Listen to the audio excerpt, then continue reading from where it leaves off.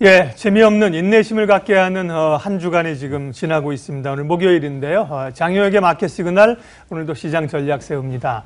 한국투자증권 이프렌즈의 장용혁 팀장님 오셨습니다. 어서 오십시오. 네, 안녕하세요. 예, 오늘은 곧바로 제한포트 종목들을 점검하기로 했습니다. 이례적입니다. 이런 경우가 많지는 않은데 종목 변화가 좀 이제 포트의 변화가 있다는 말씀이신 거죠? 네, 뭐 요즘 그나물에 그밥 같은 시황을 계속 떠드는 것보다는 종목 얘기를 많이 하는 게 훨씬 나을 것 같아서요. 변화가 있습니다. 그저께 NC소프트 주가를 보면서 저거 왜 빠지지? 라고 생각하셨던 분들은 뭐 뉴스 검색 한번 해보셨을 거고, 그날 나왔던 뉴스가 뭐 세무조사 뭐 이 내용. 한 50만 원 향해서 가다가 그냥 갑자기 막 5% 뭐 이렇게 빠지대요. 그러니까 그 어제 전일날의 주가를 보셔야 되니까 밑꼬리가 크게 달렸잖아요. 그날은 저도 회사 방송에서 그 얘기를 많이 했어요. 이 세무조사 처음 보냐? 뭐 그냥 고지서 날라온 거지. 이거 가지고 이 잘 나가는 주식을 파시게요.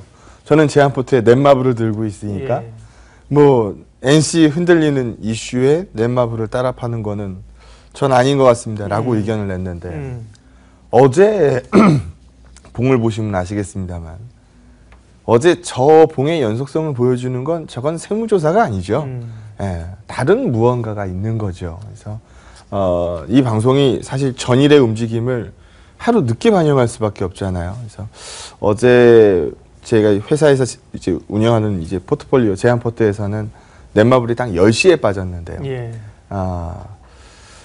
NC에 묻어서 빠지는 전전일 시세라고 봤다라고 한다면 넷마블은 버텨냈었는데 어제 같은 경우에는 이거는 동조 반응 얘기가 나올 법한 분위기였습니다. 그 이유를 찾아본 거죠. 여기 한번 보시면은요. 지금 우리 좀만 시계를 돌리면 예전에 뭐 내가 스타크래프트 좀 해봤다 뭐라고 하시는 분들이라든지 그 이전에 내가 PC 게임 좀 해봤다 라고 하시는 분들 예전에 아마 CD를 돈 주고 사셨을 거예요. CD를 돈 주고 사서 PC에 깔고 그 시리얼 넘버 집어넣어서 뭐 게임에 접속하고 뭐 이렇게 하셨을 겁니다. 근데 지금 우리가 하고 있는 게임들은 돈 내고 게임을 다운받으시는 거는 하나도 없을 거예요, 아마. 공짜로 받죠. 대신 들어가서 돈을 쓰게 만들죠.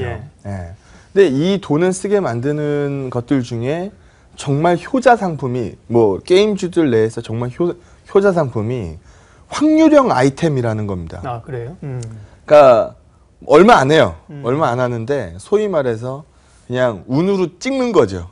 운 좋으면은 당첨되고 아니면은 그냥 쓰레기 같은 아이템이 있는데 또 나오고 이거 어디다 쓸 데도 없고 뭐 이렇게 나오는 것들. 그래서 이거를 다른 눈으로 쳐다보면 사행성이다 라고 쳐다보는 시각도 있고 뽑기를 하는군요. 그렇죠. 그래서 요 밑에 같은 경우 보게 되면 이게 요즘 그 EA사에서 그러니까 일렉트로닉 아츠사에서 이 스타워즈 배틀프론트 2라 그래서 인기가 꽤 있는 게임이라고 하네요. 이게 벨기에에서 맞았어요. 이거 사행성이다 라고 맞았고 더 중요한 건 중국인데요. 요즘 중국도 중국 문화부에서 이 랜덤 박스 이 아이템에다가 당첨 확률을 기재를 해라. 그러면 이 소비자들이 이 확률형 아이템을 배팅을 할 때 내가 몇 %의 확률로 당첨이 되는지를 알아야 찍을 거 아니냐라고 이제 규제를 들어오고 있는 거죠. 우리나라 같은 경우에는 지금 현재는 자율 규제입니다. 자율 규제. 그래서 보고 있는 건 이게 어떤 상품이 어떠한 확률로 나오는지 고시를 해다오라고 얘기를 하고 있는 거죠. 그래서 이거를 좋게 보는 쪽에서는 이거 마케팅이다. 여기 앞 페이지에 보신 것처럼 다시 뽑기 50% 할인 뭐 이런 마케팅 요인으로서 쓰고 있는 거다.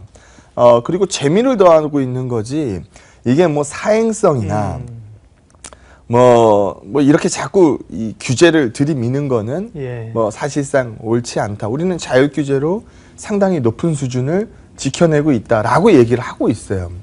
그런데 게임 업종 내에서는 이런 논란이 반갑지 않은 거거든요. 그래서 시장에다 물어본 거예요. 그럼 어떻게 한번 확률형 아이템을 해보신 경험이 있어요? 그러니까 모바일 게임 유저 중에 한 20%는 네 해봤어요. 얼마나 썼는데요? 뭐 10,000원 미만 쓰신 분도 있고 10만 원 미만 이상 쓰신 분도 있고 뭐 평균적으로 3만 얼마 썼어요 라고 얘기를 했죠. 그래서 만족하세요? 라고 물어보니까 절반 넘게가 여기서 좋은 소리 나오기 어렵겠죠. 예. 뭐 대부분 이 확률을 돌렸는데 예. 뭐 자기가 원하는 상품보다는 그 밑에 게 나왔을 예. 테니까 만족하기 어렵죠. 그래서 절반 이상이 난 불만족이요 라고 얘기를 하고 있어요. 그래서 이 부분이 게임 업종 내에서는 반갑지 않은 데다가 어제 뭐 중앙일보 이렇게 얘기해도 되나요? 모 일간지에서 이제 이 단독 보도 형식을 띠긴 네. 했습니다만 뭐 한중 정상회담 끝난 지 5일 만에 다시 닫혔다. 22일서부터 출발하는 이 대한민국 이 단체 여행 상품 다시 막혔다.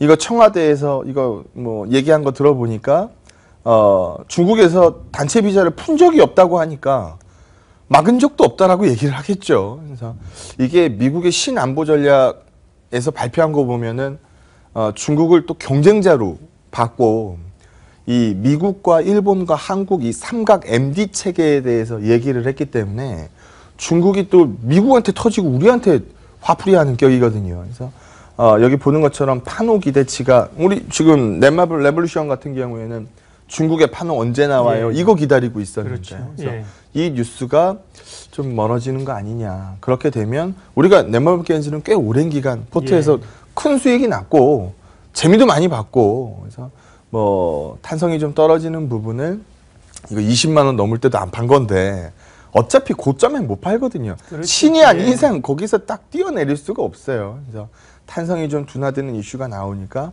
뺍니다라고 보시면 될 것 같고요. 예. 그러면 제한 포트가 7종목이 됐습니다. 넷마블 게임즈를 일단 제외합니다. 네, 예. 그러면 들어갈 자리가 3자리가 예. 남는데요. 오늘 2종목을 채웁니다. 네. 근데 난 니한테 이 종목 처음 듣는데 라고 하시는 분들은 한 분도 안 계실 거예요. 일단 어제 제가 이 화면을 그대로 보여드렸어요. 풍산. 어제 설명한 화면을 또 설명할 필요는 없겠죠. 4분기 어닝 괜찮을 거고 3분기에 방산 이 미스에 대해서 상당 부분 채워줄 겁니다. 라는 부분은 뭐 그대로 불변이고요. 이 얘기를 한번 해볼게요. 어제도 미국에서 원자재 주식들이 굉장히 많이 올랐어요. 미국의 프리포트 맥모란 같은 경우에는 예. 미국 최대 광산 업체입니다. 근데 얘가 지금 이 기업이 지금 신고가예요. 구리의 별명 아시죠? 이 회사가 80% 이 매출 80%는 생산의 80%는 구리를 뽑는데요. 구리는 뭐 미스터 마켓, 뭐 닥터 쿠퍼 뭐 이렇게 부릅니다. 경기값이죠. 최근에 경기 전망 값들 보게 되면 모두 다 우상향이에요. 내년의 전망치를 얼마 전보다 다 끌어올려 놨죠. 그래서 경기에 대해서 태클을 걸고 있지 않은 상황이고 어제도 이 구리가가 어제 야밤에도 1.34% 추가로 올라서는 모습을 보였고요.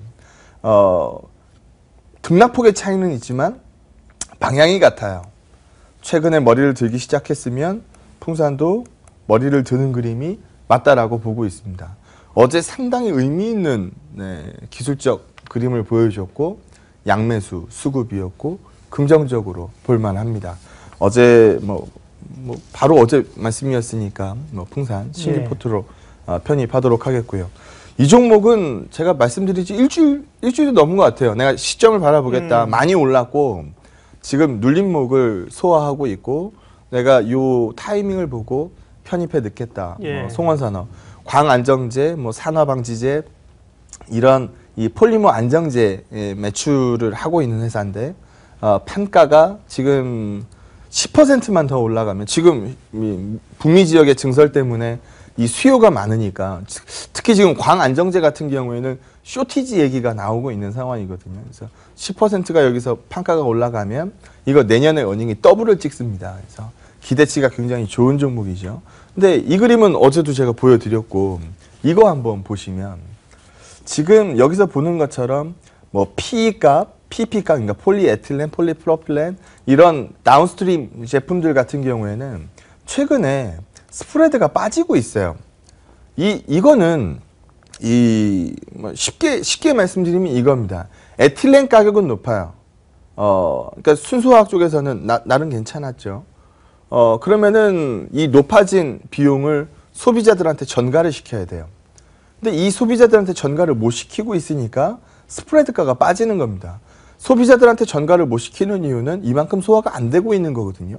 물량이 그만큼 많이 나오고 있다는 얘기고요. 그래서 허리케인 이슈도 다 지났고, 그러니까 가동률이 올라왔을 거 아닙니까? 그리고 최근에 북미 지역에 이 뭐 추가적인 생산 캐파 증성들이 굉장히 많았고, 그래서 순수화학 쪽에서는 이 마이너스 점수를 받을 수 있는데, 이 순수화학의 안정제를 갖다 끼는 송원산업 같은 경우에는 매출처가 계속 늘어나고 있는 거거든요. 그래서 송원산업까지 신규 포트 두 종목 편입하도록 하겠습니다. 예. 오늘 포트폴리오 내용부터 봤습니다. 넷마블 게임즈를 제외하고요. 미리 좀 예고를 하셨는데 풍산과 송원산업을 두 종목을 끼웠습니다. 자, 이제 포트가 주로 이제 대형주 중심으로 되어 있기 때문에 또 많은 투자자든지 코스닥에 투자하시는 분들이 특별히 이 연말에 좀 부진한 상황이다. 네. 연말까지 어떻게 가야 될까? 내년 1월을 보면서 좀 가는 게 좋을까? 고민들이 좀 있으실 것 같아요. 전략 좀 알려주세요. 제 네. 한 자리가 남았잖아요. 예. 그 한 자리에는 코스닥 ETF를 낄 예정입니다. 아마 다음 주나 네. 뭐 1월 초나 제가 아마 그때 편입을 말씀드릴 것 같은데요. 과거에도 말씀드렸습니다만 저는 제 포트에 코스닥 종목을 낄 생각이 없어요. ETF는 한번 뭐 제가 코스닥을 본다면 ETF를 보겠습니다 라고 말씀을 많이 드렸었는데요. 여기서부터 한번 보시면은요. 일단 어제 코롱 쪽은 싹 다 두드려 맞았고 예. 한올바이오파마는 뭐 점을 찍어버렸으니까 점상을 기록을 했으니까 뭐 극명히 갈라지는 이슈입니다. 근데 얘는 코스닥인데요. 뭐 모르고 계신 분들이 많더라고요. 한올바이오파마는 코스피 200입니다. 그래서 이건 뭐 둘이 똑같은 코스닥 이슈는 아닌데 색깔은 비슷하죠. 이 색이 비슷하기 때문에 바이오 색채인 거는 뭐 부인할 수 없고 코스닥이 바이오 색채를 많이 갖고 있는 거는 다 알고 있는 사실입니다. 그래서 최근에 이쪽이 좀 속도가 떨어져 있는 상황이기 때문에 코스닥 요즘 재미없으시죠? 이 그림 하나 보시면 배당락 직전까지는 거래소가 좀 강합니다. 이게 10년도 이후의 평균치니까 누적된 데이터를 말씀을 드리는 거라 이거는 뭐 그냥 시장에서 보여준 평균값이에요. 10년도 이후서부터 평균 때려보니까 배당락 직전까지는 거래소가 괜찮더라. 근데 지나고 나면 딱 배당락 지나고 나면 코스닥의 연초 효과가 굉장히 세게 나오는 걸 보실 수가 있어요. 저는 이 시점에 코스닥 ETF를 편입을 해서 제한 포트 10종목을 완성시킬 생각입니다. 그래서 코스닥 대응은 저도 준비하고 있는 부분, 전 개별 종목으로 대응할 생각은 별로 없고요. 그러니까 코스닥이 안 되니까 다들 이 얘기를 해요. 대주주 과세 때문에 그렇다. 제가 한 2주 됐나요? 코스닥 이 대주주 이 과세 이슈 말씀드리니까 그때는 코스닥이 워낙 좋았을 때라 한 3주 됐나 보다. 근데 아무도 신경 쓰지 않았거든요. 근데 지금 와가지고 이제 그런 부분들 얘기를 많이 해요. 팩트만 말씀드리겠습니다. 지금 유예 기간 때문에 3월 말 이전까지 주식을 팔면 양도세 안 나오는 건 맞아요. 그런데 그 빨간 글씨로 제가 표시를 해놨는데 대주주의 범위가 확정이 되는 시점이 중요하거든요. 지금 현재 대주주 기준은 코스피 1%를 들고 있거나 25억 이상 되고 있는 주주 또는 코스닥은 2%나 20억 이상 되는 주주들을 대주주로 분류를 합니다. 그래서 내년에 이렇게 결산을 맞고 내년에 주식을 팔면 이분들은 양도소득세가 나와요.